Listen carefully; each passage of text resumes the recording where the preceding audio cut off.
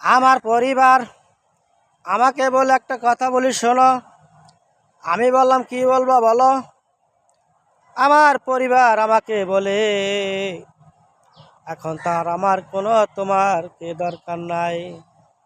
আমি বললাম কেন?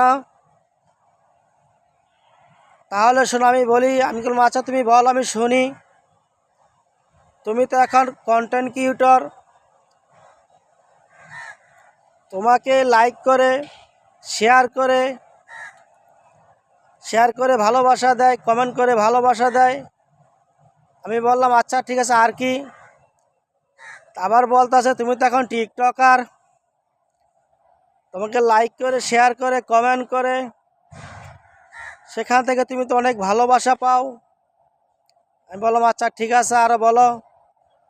তখন বলছে তুমি তো এখন ইউটিউবে কাজ করো, তোমাকে তো সেখান থেকে সাবস্ক্রাইব করে ভালোবাসা দেয়, তোমার তো এখন ভালোবাসার তো অভাব নাই। আমি বললাম তুমি তো ঠিকই বলেছ, কিন্তু না না ঠিক বলো নাই। ওদের ওই লাইক শেয়ার কমেন্টে ভালোবাসা আর সাবস্ক্রাইবের ভালোবাসা আর তোমার ভালোবাসা তো এক না। ওরা ভালোবাসা দেয় আমাকে, লাইক করে শেয়ার করে কমেন্ট করে, হাই গাইস কেমন আছো।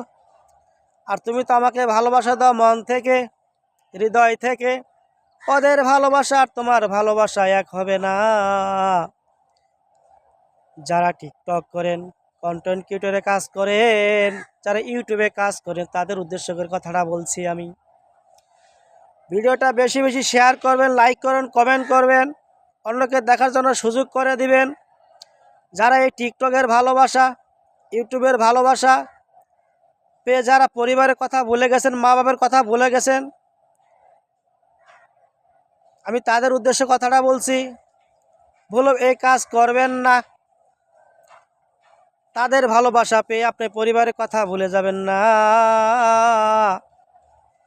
তারা তো ভালোবাসা দেয় মোবাইলের মাধ্যমে, মা বাবা ভালোবাসা দেয় হৃদয় দিয়ে, পরিবার ভালোবাসা দেয় হৃদয় দিয়ে।